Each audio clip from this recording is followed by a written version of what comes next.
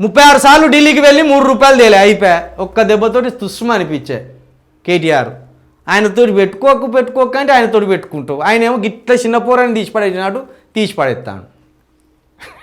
ఇప్పుడు కేటీఆర్ నాలెడ్జ్ తోటి నీ నాలెడ్జ్ పోల్చుకుంటే కేటీఆర్ అన్నాడు ఒకసారి, ఇది బిట్స్ బిలాని పల్లి బఠానీ అని గట్ల ఉంటుంది.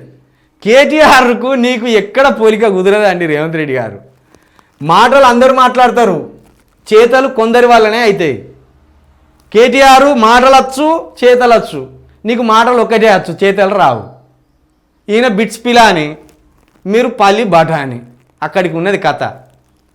అంటే ఉదాహరణకు అట్లా పోలుస్తున్నాం. మళ్ళీ దీన్ని కోపం పెట్టుకొని శిల్కప్రాయిని జైలు వేయాలనుకునేవు వద్దు. నలుగురికి మంచి ముచ్చట్లు చెప్పేటోని బయటనే ఉంచు.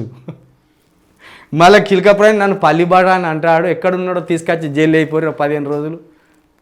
అనవసరంగా పోలీసు వాళ్ళకు రానుబోని ఖర్చులు అనవసరం, వద్దు. కాబట్టి 36 సార్లు ఢిల్లీకి వెళ్ళి 3 రూపాయలు తేలే. 3 రూపాయలు కూడా తేలే. అటు వచ్చేటప్పుడు 5 రూపాయల కైన్ అన్న జేబులు వేసుకొని రా సిగ్గుపోకుండా.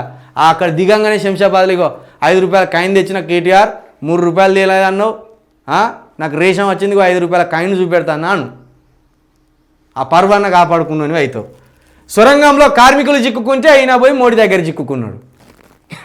8 మంది కార్మికులేమో సొరంగంలో చిక్కుకున్నాడు. మన రేవంత్ రెడ్డి గారు ఏమో మోడీ దగ్గర చిక్కుకున్నాడు. ఈయన పేపర్ పట్టుకొని పోగానే ఆయన పెద్ద పేపర్ పట్టుకొని కూర్చున్నాడు. వీటి సంగతి ఏంది రేవంత్ రెడ్డి గారు అన్నాడు.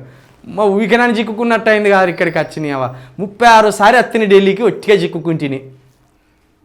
ఇక ఇక్కడ సొరంగంలో చిక్కుకున్నాడు, మరి ఆయన అక్కడ చిక్కుకున్నది ఎవరికి చెప్పుకోవాలి? కేటీఆర్ గారు ఆయన చిక్కుకున్నాను 20 నిమిషాల పాటు. ఆయనను వాయించకుండా వాయించి ఉంటాడు మోడీ గారు. నేను ఓ పని మీద వస్తే ఓ పని ఏంది, చెవులు వాడి పెట్టుడు, తొడిపాసం పెట్టుడు. ఓవైపు చెవులు పిండుతా అంటే ఓవైపు తొడపాసం పెడతా అంటే, చెవులు నడుచుకుందాం అనుకునే వరకు తొడపాసం పెడతా అంటే, తొడపాసం నడుచుకునే వరకు ఇక్కడ పెడతాను. అట్లా అయిపోయింది ఆయన పరిస్థితి. సీఎం రేవంత్ పై కేటీఆర్ ఫైర్. జనాభా ప్రతిపాదికన డీలిమిటేషన్ సరికాదని కామెంట్. ఇప్పుడు చెప్పలే మనం, అమిత్ షా గారి మీద స్టాలిన్ గారు ఫైర్ అయిన అనేది ఇది అదే. ఈ డీలిమిటేషన్ అవసరం లేదు, స్టాలిన్ గారికి మద్దతు ఇస్తామని నిన్న కేటీఆర్ గారు మాట్లాడింది.